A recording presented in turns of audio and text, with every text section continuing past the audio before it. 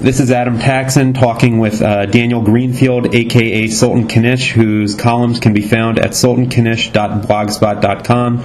Daniel, hello. How you doing? Good. Before we get to the substance of Bibi The Survivor, your column for Tuesday, May 8th, 2012, very well-timed column, as you know, let's talk about a little bit what we're doing with these audio recordings and also, you know, whether it's the text or the interviews that we do. What's the goal here? You know, just why don't you be the one who says what we're trying to do here? This is really an audio discussion. It's sort of an extension of the comment section or a precedent for it. And we're expanding on some of the topics and the themes and discussing in a more interactive fashion. For anybody who wants to take it along, get the audio version of the article, which is ably read by Adam, and take along the discussion. Just go to YouTube. If you have a smartphone that's internet connected, you can just listen to it on the go, or if you want to take it along with you as a podcast, you can just Google YouTube to MP3 and rip the audio from it, download the audio into your playlist, and take it along with you that way. Yeah, and I always make it available on mobile, unless I make a mistake and check the box wrong. So, you know, all you have to do is look at the bottom. If you get the more, first of all, you should sign up for Daniel's mailing list. The email generally comes out around 7:30 a.m. Eastern Time on weekdays, and then I guess on Fridays it comes out, around 6:30 p.m.? Something like that. And then if you scroll to the bottom, you should be able to just click on the audio right there. Okay, let's talk about Bibi The Survivor. One interesting point you make is a comparison, saying he's very similar in a lot of ways, Bibi Netanyahu, of course, to Mitt Romney. Can you explain that? Well, supposedly they have a certain amount of certain pleasant working relationship, and there's a certain comparison there, because you have two men who are good managers, who have this kind of neat, efficient look, but at the same time they're a bit slippery. You don't exactly know what they really stand for. They're very professional, but it's questionable to what extent they actually have principles, and they seem to be to the left of the party that they're actually with. It's not just Romney and Netanyahu, it's also Cameron, and arguably if in France, if Sarkozy had been more of this type, he might have survived the election.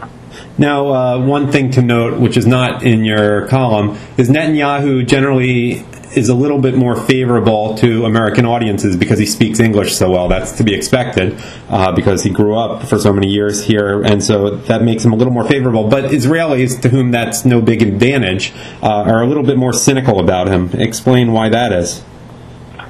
Netanyahu is more of an American-style politician. He's more of an American-style chief executive, definitely. He would make a good president, but in Israel he's not such a great fit. Part of it is just cultural. He's a bit culturally off. If you look at the background of Israeli leaders, when you compare him to people like Sharon or Rabin or Barak, the language is different, the body language is different, the sense of position is different. Netanyahu still functions to some extent like a president rather than like a prime minister. I'd like you to elaborate on this sentence, which might be a little bit obvious, but I'm sure you'll have something interesting to say. In a different country, Netanyahu would be admired as the man who led Israel through economic turmoil and privatization to prosperity. But Israel's most pressing problems are not economic, and thanks to Rabin and Perez, it does not have the leisure to turn itself into Hong Kong or Singapore at its own pace. Again, self-explanatory, but I know you have something interesting to add.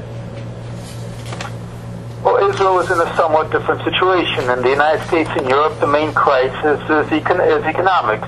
Netanyahu is actually, his government has deftly handled Israel's economic situation, but Israel has a much more pressing crisis in relation to the peace process, the terrorist gangs that have been unleashed and given the legitimacy of states in the West Bank and Gaza, not to mention, obviously, Iran. So, in a different country, in Greece, for example, Netanyahu would have been considered a miracle worker.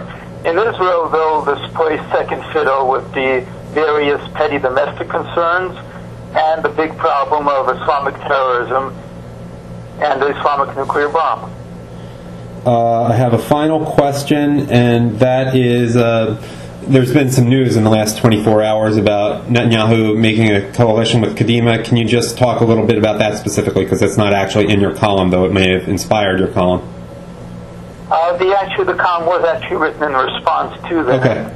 That Manda really goes into the kind of political maneuverings that Netanyahu has learned to carry off. In his first term, he was far clumsier, far less able to juggle all these coalitions and personalities. With the Kadima coalition, he's shown, once again, that he can juggle all these coalitions, he can play the political games, but the larger question of principle, what he actually believes, is open. In the United States, we're going with Mitt Romney because he can win. In Israel, Netanyahu has now shown once again that he can win. The question with both men is really, what do they stand for? Daniel Greenfield, Sultan Knish, author of Bibi The Survivor, which is today's column. Thank you as always.